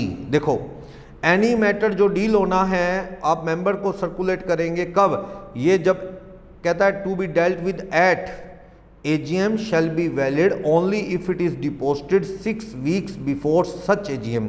तो इसमें ए ऑप्शन या डी हो सकता है, AGM या जनरल मीटिंग, ठीक है ना, तो 2 वीक्स है तो जनरल मीटिंग हो सकता है, तो आप इसके अंदर ऑप्शन थोड़ा चेंज करेंगे। ओके इसके ना डी ऑप्शन में 5 वीक कर दो, ऑप्शन कंफ्यूजिंग हो जाएगा, वरना ए ऑप्शन टिक कर लो, अगर ए में चेंज करते हो तो डी टिक कर लो, तो आप ए टिक कर लो और डी ऑप्शन में आप 6 वीक्स की जगह 5 वीक्स या 7 वीक ऐसा करके ऑप्शन बदल दो। ओके क्या कहता है next 52 the company shall not be bound to circulate any statement with respect to any matter to be dealt with any general meeting if dash is satisfied that right conferred under section 111 are being abused to secure needless publicity. अगर कोई publicity के लिए कर रहा है तो क्या section 111 कहता था कि सेंट्रल गवर्नमेंट अगर कहे कि ये मैटर डेफामेटरी हो सकता है और ये अब्यूज़ ऑफ मतलब पब्लिसिटी है ऐसा कुछ है तो वो इनकार कर सकते हैं, ये पढ़ा था आपने, और वो सर्कुलेट नहीं होगा दुनिया को। 111 में पढ़ा था सेंट्रल गवर्नमेंट सर्कुलेशन से इनकार कर सकती है अगर ये पब्लिसिटी के लिए कर रहा है कोई, ठीक है। चलो 53 special notice is required to move a resolution at general meeting then notice of intention to move such a resolution shall be given to company by member holding not less than 1% of total voting power or paid up capital of not less than 5 lakh। हाँ अगर कोई member जो है special notice 114 तो ORSR का है, resolution by special notice 115 है, उसमें 1% वाले डिमांड करें वोटिंग रखने वाले लोग तो वो कह सकते हैं ये ऑडिटर को हटाने का, उसको कंटिन्यू ना करने का, डायरेक्टर हटाने का रेजोल्यूशन ला सकते हैं। 1% शेयर हो या फिर 5 लाख के शेयर हो टोटल कंपनी के, तो 5 लाख से ज़्यादा है तो भी आप लोग डिमांड कर सकते हो कि ये रेजोल्यूशन लाया जाए, ऑडिटर को कंटिन्यू नहीं करना, डायरेक्टर को कंटिन्यू नहीं करना। 54 special notice is required to move a resolution at general meeting then notice of the intention to move such special notice 115 section company को देना है नोट अर्लियर देन 3 मंथ्स, पता ही है 3 महीने पहले नहीं देना और कम से कम 14 दिन पहले देना है of the date of meeting. तो ये पड़ा 115 में ये पीरियड अपाने स्पेशल नोटिस वर्ड थी, मैं 115 सेक्शन समझ गया, वो रेजोल्यूशन बाय स्पेशल नोटिस होता है। 55 on receipt of special notice company shall give notice of intention to move the resolution to all its member at least dash before the date of general meeting excluding the day जिस दिन meeting है वो छोड़ के। ऐसा अगर member ने company को कहा not earlier than 3 months, meeting से 3 महीने से पहले ना हो और 14 दिन से विद इन 14 डेज ना हो उससे पहले। मीटिंग अगर 14 अक्टूबर को है तो 30 सितंबर या उससे पहले आप लोगों को बता दो, और इतना पहले भी ना बता देना, 6 महीने पहले ना, विद इन 3 मंथ्स बिफोर बताना है। तो आप बता दो कंपनी को, नोटिस दे दो, कंपनी 7 दिन पहले मीटिंग के क्या कर देगी, ये रेजोल्यूशन पब्लिक को सर्कुलेट कर देगी कि कुछ मेंबर ये ऑडिटर को हटाने का रेजोल्यूशन लाना चाहते हैं या डायरेक्टर हटाने का। Company with in 7 days before the, मतलब 7 दिन पहले मीटिंग से कम्युनिकेट कर देगी, विद इन नहीं 7 days before the date of meeting public को सर्कुलेट कर देगी कंपनी कि हाँ ये रेजोल्यूशन मेंबर लाना चाहते हैं, इन्होंने नोटिस दिया है, special notice. Okay, 7 days before the date of meeting company circulate कर देगी। Section 115। Next 56, a resolution passed at adjourn meeting shall be treated to be passed on the date of adjourn meeting. पढ़ा था 116, जिस दिन meeting हुई adjourn उस दिन resolution pass माना जाएगा। 116, हालांकि मीटिंग पुरानी कंपनी का सब्स्टिट्यूट ही है भाई, उसकी जगह ही मानी जाएगी, लेकिन रूल यह है कि भाई आपको क्या है, 117 सेक्शन कहता है 16 कि एडजर्न में ही पास माना जाएगा। 57, copy of every special resolution together with explanatory statement to be filed with registrar within dash of the passing the special resolution. 30 दिन के अंदर हर स्पेशल रेजोल्यूशन जो पास हुआ है और रजिस्ट्रार को बताना है 30 दिन के अंदर अंदर। सेक्शन 117 में ये लिखा था, filing of special resolution to the ROC 30 दिन के अंदर अंदर। Next 58, the minute of every general meeting shall be prepared and signed within 30 days of the conclusion of meeting. कौन साइन करता है? शेयर होल्डर की मीटिंग में meeting का चेयरमैन, अगर वो अनेबल है, डेथ होगी तो बोर्ड का अपॉइंटेड कोई भी डायरेक्टर साइन कर देगा। लेकिन बोर्ड की मीटिंग में उस मीटिंग का चेयरमैन ना करे तो अगली मीटिंग का चेयरमैन भी साइन कर सकता है। तो ये अपन ने पढ़ा था 119 सेक्शन, 118 सेक्शन इसी के थे, 118 में पढ़ा था। चलो, तो ये था मिनट्स का, मीटिंग खत्म होने के 30 दिन में। 59, no matter shall be included in minute if the chairman is of the opinion that it is defamatory, irrelevant, detrimental to the company. सही कह रहा है, अगर कंपनी को लॉस दे, डेफामेटरी हो, लॉजिकल नहीं है, इस कंपनी से रिलेटेड नहीं है, तो वो क्या ऑर्डर दे सकता है कि not to be included the matter in the minute. 118 में पढ़ा था। 60, the minute of the board meeting and committee meeting shall be signed by chairman of the meeting. ना अवेलेबल हो तो अगली मीटिंग का चेयरमैन साइन कर सकता है, ये भी 118 में पढ़ा था। 61, minute of every general meeting shall be signed bye, कौन करता है? Chairman of the meeting. अगर अनेबल है, एक्सपायर हो गया, 30 दिन के अंदर करने होते हैं साइन, एक्सपायर हो गया, अनेबल हो गया, फॉरेन में है, कोई बीमार है तो क्या हुआ है, नहीं है अवेलेबल, तो बोर्ड जिसे अपॉइंट करेगा शेयर होल्डर की मीटिंग, जनरल मीटिंग का साइन वो कर देगा, जो बोर्ड अपॉइंट करेगा वो आदमी कर देगा। Next 62, minute book of the general meeting shall B preserved. Minute book कितने साल रखनी है, कोई क्लियर रूल नहीं है, परमानेंटली रखी जाती है, अक्सर 118 कहता है। कैंसिल ना करो, पड़ा रहने दो सारा रिकॉर्ड मेंबर का, क्या दिक्कत है। 63, इंस्पेक्शन ऑफ मिनट बुक, तो कहता है जी रीजनेबल टाइम दो, कितना? 119 कहता है दिन में कम से कम 2 दिन वर्किंग आवर में आए और 2 घंटे से कम टाइम ना हो दिन में, वर्क छुट्टी के दिन ना आए, वर्किंग डेज में आए और दिन में कम से कम 2 घंटे तो देखने दिए जाएंगे मिनट्स, ना दिखाने पे कंपनी के लोगों पे एक्शन है। और ये मिनट्स की कॉपी ले सकते हैं, चार्जेस 10 रुपये पे, इससे ज़्यादा नहीं ले सकते। ओके, और अगर मांगे तो घर पे पोस्ट कर देगी company with in 7 days of the demand, जब आप मांगोगे उसके 7 दिन में घर पहुंचा देगी मिनट्स की कॉपी अगर आपको चाहिए। 64, the copy of minute book of any general meeting shall be made available by company to any member within dash of the request 7 days के अंदर, बता दिया, 119 सेक्शन था 119। 65, dash are required to prepare the report on each AGM to file the same with registrar. Listed company को 121 section है, summary of the AGM बना के कि कौन लोग आए मीटिंग के अंदर, क्या रेजोल्यूशन पास हुआ, कितने अगेंस्ट वोट, कितने फेवर, कोरम प्रेजेंट था कि नहीं, चेयरमैन कौन बना, उसका इलेक्शन कैसे हुआ, that is the summary of the AGM. ये समरी बना के आपको 30 दिन के अंदर अंदर एजीएम के किसको जमा करवानी है, आरओसी को। ये सेक्शन 121 में पढ़ा था। ओके, कहता report of AGM to be filed with registrar, कौन से फॉर्म पे, एमजीटी 15 पे, एमजीटी 15 पे रिपोर्ट बनती है, जो कहां जमा होती है, आरओसी में। सेक्शन 121 पढ़ सकते हो। In case of OPC dash shall be deemed to be the date of meeting, जिस दिन उसने मिनट साइन कर दिया, अपना डिसीजन जमा करवा दिया कंपनी में, तो समझो उस दिन क्या है, मीटिंग हो गई, क्योंकि अकेला है, मीटिंग क्या करनी है, अपना फैसला लिख के मिनट बना के साइन करके कंपनी में जमा करवा देता है, उस दिन समझो मीटिंग हो गई है, तो बी सही है ऑप्शन। तो काफ़ी मोर देन सफिशिएंट है। 67 क्वेश्चन है, पूरे चैप्टर को बहुत अच्छे से क्लियर करवाने के लिए मोर देन सफिशिएंट है। नेक्स्ट सब्जेक्टिव क्वेश्चन लगे हैं कुछ, देखना सब्जेक्टिव क्वेश्चन पेज नंबर 64 पे देखो।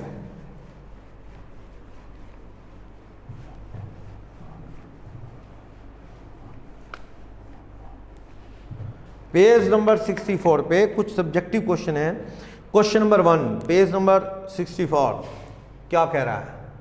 सब्जेक्टिव क्वेश्चन कहता है एक जनरल मीटिंग शेड्यूल हुई 15 अप्रैल को 3 बजे, हो सकती है? हाँ हो सकती है, 9 to 6 के बिटवीन हो सकती है। तो कहता है मीटिंग रखी गई as per the notice of member who are unable to attend the meeting in person, वो प्रॉक्सी पॉइंट कर सकते हैं, उनको टाइम है 48 आवर पहले जमा करवाना है। एक्स एक मेंबर था, उसने वाई को अपना प्रॉक्सी बना लिया, 10 अप्रैल को जमा करवा दिया उसका प्रॉक्सी फॉर्म, तो ठीक है ना। मीटिंग 15 अप्रैल को है, मीटिंग कब है? Meeting on 15 April 3 PM meeting जो है ये, और एक्स ने प्रॉक्सी वाई बना दिया और प्रॉक्सी फॉर्म जमा करवा दिया, डिपोजिटेड ऑन, कब जमा करवा दिया ये 10 अप्रैल 18 को ही जमा करवा दिया। 3-4 48 आवर 2 दिन पहले करवाना था, 5 दिन पहले, तो बिल्कुल वैलिड है। वाई की अपॉइंटमेंट वैलिड है। वाई की अपॉइंटमेंट जो है, प्रॉक्सी कौन है यहाँ पे? प्रॉक्सी वाई है। वाई की अपॉइंटमेंट बिल्कुल सही है, ठीक है, 10 अप्रैल को, तो सही है। वाई की अपॉइंटमेंट बिल्कुल सही है। कहता है कंपनी में रजिस्टर्ड ऑफिस में जमा करवा दिया 10/11 को, कोई दिक्कत नहीं है। सिमिलर अनदर मेंबर है, एक और बंदा है, ये तो इसका हो गया, एक डब्लू नाम का और मेंबर है। एक मेंबर एक्स था, उसने तो वाई का सही जमा करवा दिया 10 को या 11 को, कोई भी दिक्कत नहीं है, बिफोर 48 आवर होता है तो 4 दिन पहले जमा है, सही है। एक और मेंबर है डब्लू, उसने 2 प्रॉक्सी फॉर्म जमा करवाए इसी मीटिंग के लिए। किस किस का जमा करवाया डब्लू ने? देखो कह रहा है डब्लू ने 2 लोगों का नाम भेजा, एम और एन का, proxy M proxy N, 2। Proxy M का 12 अप्रैल 18 को जमा करवा दिया और इसका जमा कब करवाया? 14/4/18। भैया ये गलत हो गया, not before 48 hour of the meeting, ये 48 आवर पहले जमा नहीं करवाया, तो ये गलत है। इसका तो 3 दिन पहले जमा हो गया, तो बिफोर 48 आवर है, बिल्कुल सही है। तो कहने का मतलब डब्लू की अपॉइंटमेंट एम की सही है और एक्स की अपॉइंटमेंट वाई की बिल्कुल सही है। क्वेश्चन आता है दोनों टाइम पे जमा करवा दी होते तो क्या दोनों प्रॉक्सी जा सकते थे? नॉर्मली नहीं। एक्ट साइलेंट है, एक से ज्यादा प्रॉक्सी को लेके, आधे शेयर के लिए एक प्रॉक्सी, आधे के लिए एक, ऐसा रूल में है ही नहीं। 105 में कोई ना रिस्ट्रिक्शन है ना अलाउ है, तो प्रैक्टिकली एक ही जाता है, एक आदमी की तरफ से एक ही प्रॉक्सी अलाउड है, जिसका टाइम पे प्रॉक्सी फॉर्म जमा करवा दिया है। MGT 11 पे प्रॉक्सी फॉर्म जमा होता है। चलो question number 2, examine the validity, reference दो सेक्शन का। बोर्ड ऑफ डायरेक्टर ऑफ शेरे लिमिटेड EGM कॉल करते हैं upon the requisition of member, however meeting adjourn on the ground that quorum was not present at meeting. किसकी request पे meeting हो रही है? सेक्शन 100 लिख देना, सेक्शन 100 ऑन 1/10 शेयर होल्डर की डिमांड पे मीटिंग हुई, कोरम नहीं हुआ तो एडजर्न नहीं होती, कैंसिल होगी। आर्टिकल अगर रूल बनाए कि एडजर्न हो तो होती है, वरना कैंसिल ही होती है। नहीं आए तो हम क्या करें? कैंसिल। सेक्शन 100 रेफर कर देना। Next third question, page number 65, examine the validity of following decision of the board of director with reference to provision of company act. क्या बोर्ड के decision? In the AGM of company having share capital वाली company है, 80 member present in person और by proxy holding more than 1/10 of the total voting power demanded for poll, chairman of the meeting reject कर देता है on the ground that only member present can demand for poll. 109 section पढ़ा है। क्या proxy भी demand कर सकता है पोल? बिल्कुल सही, प्रॉक्सी भी कर सकता है। 1/10 लोग डिमांड कर सकते हैं, चाहे वो पर्सनली प्रेजेंट वाले डिमांड करें चाहे प्रॉक्सी, मिला के 1/10 की डिमांड है तो पोल करवाना पड़ेगा चेयरमैन को। चेयरमैन ये नहीं कह सकता कि प्रॉक्सी डिमांड नहीं कर सकता, proxy can also demand for poll, कर सकता है। तो गलत कह रहा था चेयरमैन। 109 याद दिला देना section. Second, in the AGM during the process of poll member who earlier demanded for poll want to withdraw it, जिन्होंने पोल की डिमांड की थी वो अपनी डिमांड वापस लेते हैं। Chairman of the meeting rejected the request on the ground that once poll started it can't be withdrawn. ऐसा है, रिजल्ट डिक्लेयर होने से पहले क्या है, पोलिंग की जो डिमांड थी वोटिंग की वो कैंसिल की जा सकती है। वो डिमांड को चेयरमैन रिजेक्ट नहीं कर सकता before the declaration of result, ठीक है, एट एनी टाइम की जा सकती है। तो ये सही कह रहे हैं, ये डिमांड वापस लेते हैं पोल की। पिछला डिसीजन जो है वही फाइनल है, शो ऑफ हैंड से हुआ है जैसे भी हुआ है तो फाइनल, ये अपनी डिमांड वापस ले सकते हैं before the declaration of result of the poll. ये पड़ा है 109 में, देख लेना। फोर्थ कहता है सिरहज नाम का एक शेयर होल्डर है, वो नोटिस देता है inspecting proxies 5 days before the meeting. 3 दिन पहले देना होता है ना, मैं प्रॉक्सी की डिटेल देखूंगा। कहता है and approaches the company 2 days before the schedule time of the meeting of company. मान लो मीटिंग है कब, 15 अप्रैल को, 13 को आ गया, नहीं भाई 24 आवर पहले आ सकता है, within 24 hour before the commencement of meeting और during meeting, before commencement of meeting देख सकता। 2 दिन पहले देखना गलत है, within 24 hour before the commencement of meeting company में provide the whole detail of proxy. 2 दिन 48 आवर पहले आएगा तो नहीं दिखाएंगे, हम तो 24 घंटे पहले दिखाना शुरू करते हैं। तो ये गलत डिसीजन ले रहा है कि मुझे अभी दिखाओ। 105 में क्लियर है, 2 दिन पहले आना गलत है, 24 घंटे होते हैं। फिफ्थ क्वेश्चन, थ्योरी है प्योर। राइट शॉर्ट नोट किस पे, right of the member of company regarding general meeting of company. Member के जनरल मीटिंग के रिगार्डिंग क्या राइट है, मीटिंग में जा सकता है, राइट टू स्पीक बोल सकता है, कंसल्टेंसी लेनी चाहिए उसकी, पोल की डिमांड कर सकता है, और वोट हो तो वोट डाल सकता है, शो ऑफ हैंड से भी मेंबर वोट डाल सकता है, मेंबर कोरम में गिना जा सकता है, मेंबर अपनी जगह प्रॉक्सी को भेज सकता है। ये सारी बातें हैं कि उसे नोटिस लेने का राइट है, मीटिंग अटेंड कर सकता है, कोरम में गिना जाएगा, प्रॉक्सी पॉइंट कर सकता है, प्रॉक्सी पॉइंट करने के बाद भी खुद चला जाए तो 105 कहता है प्रॉक्सी ऑटोमेटिकली कैंसिल हो जाएगा। ओके, मीटिंग में पार्टिसिपेट कर सकता है, बोल सकता है, चेयरमैन बन सकता है, चेयरमैन तो शेयर होल्डर में से किसी को बनाया जाता है, पोल की डिमांड कर सकता है और विड्रॉ भी कर सकता है, ट्रिब्यूनल में जा सकता है, अगर कंपनी मीटिंग नहीं बुला रही कह सकता है मीटिंग बुलाई जाए। ओके, स्पेशल नोटिस दे सकता है, ऑडिटर को हटाने का, डायरेक्टर हटाने का, वो पड़ा था ना स्पेशल नोटिस 115 में दे सकता है। ओके, कॉपी ले सकता है, मिनट देख सकता है, वो सारी बातें, ये राइट है मेंबर के। नेक्स्ट सिक्स्थ कहता है a limited maintain the minute book of the board in loose leaf. Board की मीटिंग की मिनट बुक लूज पेपर में बना ली, gets the bound only after 3 months. ऐसा है, ऐसा कोई हार्ड एंड फास्ट रूल नहीं है, एमसीए कहता है हर 6 महीने में तो कर ही लेना चाहिए। लूज पेपर है हर मीटिंग के मिनट, उसे एक बोर्ड ऑफ डायरेक्टर की मीटिंग वाली फाइल में लगा लो, बाइंड करवा के रखो, नहीं तो पेपर इधर उधर हो जाएंगे। कितने टाइम बाद, कोई हार्ड एंड फास्ट नहीं। एमसीए की लास्ट टाइम एडवाइजरी आई थी तो उन्होंने 6 महीने के अंदर तो करवा ही लो ये कहा था। तो कहता है बोर्ड ने लूज पेपर में बनाया, 24 मार्च को मीटिंग है, 15 कहता है बोर्ड की मीटिंग 2 बार हुई, 24 मार्च 15 अप्रैल। तो Ronnie who was the chairman of the 2 meeting expire हो गया 1 मई को। कहता है without signing the minute board meeting on 15 April. पहले वाली तो साइन होगी थी, दूसरे वाली मीटिंग साइन करने से पहले मर गया तो कौन साइन कर देगा, अगली मीटिंग का चेयरमैन। और ये मिनट को बाइंड करवा लो विद इन 3 मंथ्स, करवाते रहो, 3 महीने बाद करवाते रहना, 3 महीने के अंदर करवाते रहो बाइंड, कोई हार्ड एंड फास्ट रूल नहीं है। Okay, 7 Asia Pacific company limited called an AGM on 30th April, adjourn होके 30th सितंबर से कहां चली गई, 31st दिसंबर, due to delay in completion of audit, March 1 की ऑडिट लेट होने की वजह से। At the adjourn meeting further फिर कैंसिल होगी, मार्च 2 तक चलेगी, यानी 1 साल और, मतलब अगले साल में चलेगी। सब्सिक्वेंटली मीटिंग हुई 28 जनवरी को जाके 2002 को। कहता है बताओ क्या सेक्शन 96 फॉलो है, नहीं फॉलो। 6 महीने साल एंड के अंदर करनी थी, सितंबर तक नहीं की। वैसे पिछली मीटिंग की डेट दे दे, उसके 15 महीने से ज़्यादा गैप भी नहीं हो सकता है। हर कैलेंडर ईयर में 1 मीटिंग हो तो आप तो अगले साल जाके मीटिंग कर रहे हो, पिछले साल की मीटिंग पता नहीं तो गैप नहीं दे सकता। लेकिन ये पक्का है जो साल खत्म हुआ 31 मार्च 2001 को, तो उसके 6 महीने 30 सितंबर 2001 तक मीटिंग होनी चाहिए थी। नहीं होती तो मेंबर को जाके ट्रिब्यूनल में कंप्लेंट कर सकता है और ट्रिब्यूनल सेक्शन 97 में मीटिंग कॉल कर सकता है। तो ये मीटिंग सही तरीके से नहीं हुई है, ये लेट हो गए हैं आप स्टैट्यूटरी पीरियड से। 8 अभिजीत एक शेयर होल्डर है कुटुंब लिमिटेड का, उसको एजीएम का नोटिस मिला 28 सितंबर को एजीएम है। अभिजीत ने प्रॉक्सी फॉर्म बलजीत के फेवर में 25 सितंबर को जमा करवा दिया, 3 दिन पहले, 48 आवर पहले जमा कराना था, ये 3 दिन पहले जमा करवा दिया। अभिजीत अगेन एक और प्रॉक्सी जमा करवाता है 26 को, तो भैया सेकंड वाला बेकार हो जाएगा, 26 की भी डेट टाइम नहीं है।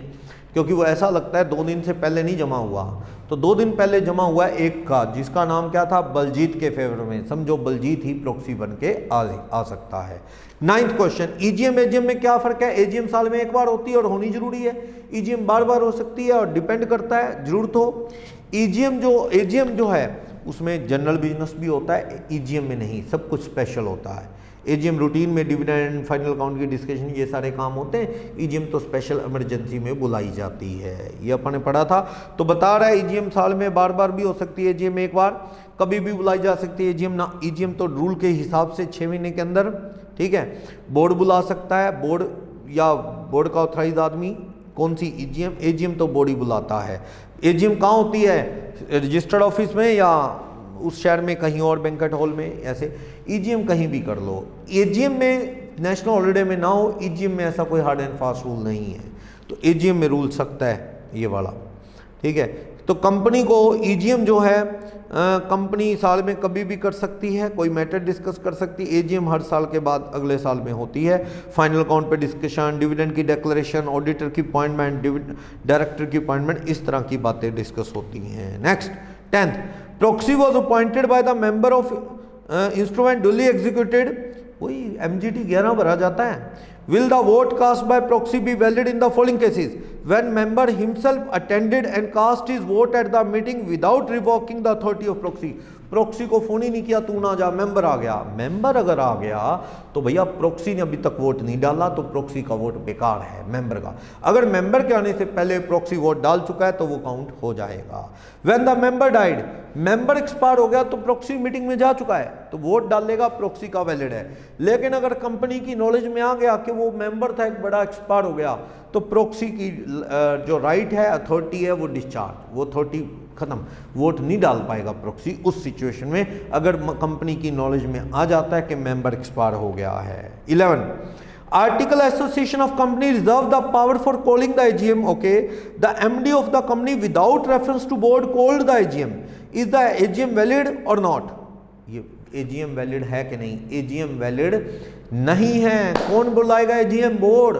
लेकिन अगर किसी सीएस या बोर्ड के बंदे ने एजीएम बुला ली और बोर्ड को लगता है ठीक है ये, और रेटिफाई कर दे, वो वैलिड हो सकती है। वरना अथॉरिटी जो है इसके अंदर मीटिंग कॉल करने की बोर्ड है। अगर रेटिफाई कर दे, किसी सीएस या डायरेक्टर ने मीटिंग बुलाई है, बोर्ड मिलके कह दे मंजूर है, एक्सेप्टेबल है, सही है, तो मीटिंग वैलिड है, वरना बेकार। 12, a new business can't be dealt at adjourn meeting without the permission of chair. Do you agree? Yes. भैया जो मीटिंग कैंसिल होके अगले हफ्ते हुई है तो उसमें वही मैटर डिस्कस होंगे ना जिसका आपने नोटिस दुनिया को दे दिया है। कोई नया मैटर नहीं डिस्कस कर सकते, उसके लिए फिर अलग से नोटिस दो। आप दुनिया को बताया है नहीं, नए मैटर पे रेजोल्यूशन नहीं पास कर सकते। जो लास्ट मीटिंग कैंसिल हुई है, एडजर्न हुई है, उसके लिए जो नोटिस दिया था वही एजेंडा ही डिसाइड होगा एडजर्न मीटिंग में। कोई नया रेजोल्यूशन नहीं रख सकते, पास नहीं कर सकते। What is class meeting? Preference की मीटिंग या 10 रुपए वाली कुटी की 50 रुपए वाली कुटी, that is class meeting. Class meeting में कॉरम और वो रूल सारे सेम है, प्रॉक्सी और वो सारे रूल सेम है। क्लास मीटिंग में भी कॉरम ना आने पे ये मीटिंग भी क्या है, कैंसिल हो सकती है। चलो एडजर्न की बजाय। Next 14, pioneer limited convene a board meeting on 1 सितंबर। 1 सितंबर को बोर्ड की मीटिंग हुई। However the course of meeting? Date of next AGM was discuss but no decision was taken. Board की मीटिंग में एजीएम का टाइम डिसाइड नहीं हुआ। However company secretary issue the notice for AGM without any authority from the board. अपने CS सामने खुद ही notice काट दिए बिना किससे पूछे, बोर्ड से। वैसे तो ये वैलिड नहीं, पर बोर्ड रेटिफाई कर दे तो ये डिसीजन सीएस ने जो नोटिस भेजे हैं जीएम के, वैलिड मान लिए जाएंगे। 15, PQR limited is unlisted company, 900 member है इसमें, अनलिस्टेड कंपनी है, 900 मेंबर है, 900। Share holder of company propose voting bye electronic mode. कहता है chairman of the company rejected the share holder proposal, explaining the provision of company act, examine the validity of rejection. ऐसा है, अगर आपकी company listed होती तो e voting जरूरी है, सेक्शन 108 कहता है, या आपके 1000 से ज़्यादा मेंबर हो तो कंपलसरी यही वोटिंग। तो यहाँ पे कंपनी अनलिस्टेड है, मतलब लिस्टेड नहीं है, 108 पढ़ लो, तो वो जरूरी नहीं है। और मेंबर भी 1000 से कम है तो यहाँ ई वोटिंग का ऑप्शन देना जरूरी, रिमोट वोटिंग का जरूरी नहीं है। चेयरमैन रिजेक्ट कर सकता है ई वोटिंग की डिमांड, क्योंकि मेंबर 1000 से ज़्यादा हो तो ई वोटिंग हो सकती है। बाकी चेयरमैन की मर्जी, अलाउ करे तो कर दे, इनकार भी कर सकता है क्योंकि कंपल्शन नहीं है। 1000 से ऊपर को ई वोटिंग जरूरी है, या फिर कंपनी लिस्टेड है तो ई वोटिंग जरूरी है, सेक्शन 108 कहता है ये। तो बोर्ड का चेयरमैन रिजेक्ट कर सकता है। Next 16, board of director ABC limited ने एक्स्ट्राऑर्डिनरी ईजीएम बुलाई, ठीक है, कुछ बिजनेस अर्जेंट था डिस्कस करने के लिए, पर मीटिंग नहीं हो पाई due to want of requisite quorum. Meeting किसने बुलाई थी? बोर्ड ने। Okay, as a result meeting adjourn होगी नेक्स्ट वीक। अगेन बंदे कम आए, कोरम नहीं आया, तो जितने आए थे वो रेजोल्यूशन पास कर सकते हैं, यस। फिर दोबारा थोड़ी एडजर्न करेंगे। याद रखना ये मेंबर की डिमांड पे नहीं, ये बोर्ड ने खुद बुलाई थी। कोरम ना आने पे अगले हफ्ते same day same time meeting होगी, और कोरम ना आने पे भी वो क्या है, जितने आए उसी से वैलिड हो जाएगी meeting. Next 17, chairman of the meeting of company receive a proxy 54 hour before the time fix for start of the meeting. Proxy कितने टाइम में जमा होना चाहिए? 105 कहता है 48 hour before the commencement of meeting. 5 दिन पहले दे दिया आपने। He refuse to accept the proxy on the ground that article of company provided that proxy must be filed. MGT 11 में प्रॉक्सी फॉर्म जमा होता है, कहता हमारा आर्टिकल कहता है 60 दिन, आर्टिकल बढ़ा ही नहीं सकता टाइम। लॉ में लिखा है 48 घंटे से 36-30 तो कर सकते हो, 48 से 60-70-80 नहीं कर सकते, बढ़ा नहीं सकते। अगर आर्टिकल में ऐसा रूल लिखा है तो contravention to the company act हो जाएगा। ये रूल गलत है, 48 आवर से ज़्यादा का टाइम आप नहीं रख सकते। आपका रिफ्यूज़ल गलत है, उनको प्रॉक्सी मान के उनको मीटिंग में आने देना पड़ेगा। चेयरमैन का डिसीजन गलत है 60 आवर वाला, कि आर्टिकल में 60 आवर लिखा है। आपने आर्टिकल में कॉरम क्या कम नहीं कर सकते, बढ़ा सकते हो, वहाँ ऐसा है कम नहीं करना, यहाँ क्या है कम कर सकते हो और 48 घंटे से बढ़ा नहीं सकते प्रॉक्सी फॉर्म जमा करवाने का टाइम। ओके 18, मैसर्स लो स्टीम इन्फोटेक लिमिटेड कब बनी? 1 अप्रैल 14 में। मीटिंग कंपनी की अभी तक कोई नहीं। कंपनी एक्ट के अकॉर्डिंग बताओ फर्स्ट एजीएम कब तक कर सकते हैं? कंपनी कब इनकॉर्पोरेट हुई? Company incorporated on question number 18 में कह रहा है 1 अप्रैल 14। तो भैया पहला साल 31 मार्च 15 को खत्म होगा।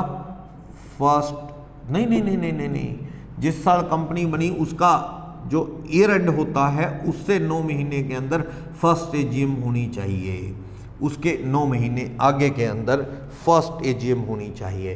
तो ये फाइनेंशियल ईयर एंड होगा, फर्स्ट फाइनेंशियल ईयर एंड के 9 महीने के बाद, यानी दिसंबर 15 में तक आप क्या कर सकते हो? AGM first AGM up to 31 दिसंबर 15 कर सकते हो। Next 19, state what is meant by quorum. Quorum का मीनिंग ये तो आपको सेक्शन 103 बता देगा, और कोरम को लेके क्या रूल्स हैं तो ये तो आप नोट्स में देख लो, पेज नंबर 7 to 11 रेफर लिखा है। थ्योरी का क्वेश्चन है, कहता है मिनट बुक इंस्पेक्शन के क्या रूल हैं, तो आप सेक्शन 119 देख लो, मिनट बुक इंस्पेक्शन सेक्शन 119 और पेज नंबर 32 से 30 से 32, ये 103 सेक्शन था और ये सेक्शन 119 है। 2 घंटे खुला रहता है, कॉपी लेनी है 10 रुपये पेज लेके कॉपी मांग सकते हो, घर बैठे आप मंगवा सकते हो, हफ्ते के अंदर आ जाएगी, ये सब पढ़ा। Next 21, who are entitled to get notice for the meeting called by public limited company registered under company act, does the non receipt of notice of the meeting by any one entitled to such notice invalid? ऐसा है, ये कहानी पूरी 101 में पढ़ लेना। जिनको right time notice ना आने पे वो क्या कर सकते हैं, वो चैलेंज कर सकते हैं कंपनी की प्रोसीडिंग को। पर 101 कहता है 95% तैयार है, ये मीटिंग वैलिड है, चाहे लेट नोटिस आए तो भी वो वैलिड मान लिया जाएगा। एक्सीडेंट ओमिशन में भी कंपनी की प्रोसीडिंग वैलिड मान ली जाएगी। तो ये आप पढ़ लेंगे, ईजिली समझ आ सकता है। Okay, explain the concept of e voting, section 108 में पढ़ लेना। ई वोटिंग रिमोट वोटिंग का ऑप्शन मिलता है। 1000 से ऊपर मेंबर वाली कंपनी या लिस्टेड में कंपलसरी है ई वोटिंग करवाई जाए, रिमोट वोटिंग करवाई जाए। तो ये सारा है। तो देखो इन क्वेश्चंस को पढ़ के ये थ्योरी सारी अच्छे से माइंड में फिट आ जाती है। बड़े मल्टीपल चॉइस हैं और कुछ सब्जेक्टिव क्वेश्चन हैं, और मोर ओवर सारे आज तक एग्जाम के जो क्वेश्चंस हैं जो आज तक आए हैं वो ऑलरेडी साथ साथ हर कंसेप्ट के साथ 2-2 4-4 करके क्वेश्चन लगे हुए हैं। तो ये मैक्सिमम मटेरियल था, इससे ज़्यादा आपको रिक्वायर्ड नहीं। इसको करके आपकी होल्ड अच्छी बन जाएगी इस चैप्टर पे, लेंथी चैप्टर था। Thank you.